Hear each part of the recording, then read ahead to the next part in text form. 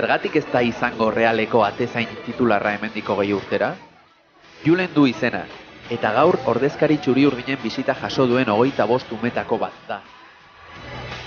Gaur goizean, Donostiako ospitalera hurbildu dira Iñigo Martínez eta Jeffrey Sarpon jokalariak, Maialen Zelaia eta Cristina Cornejo futbolariak, Nekane Soria kontseilariarekin batera.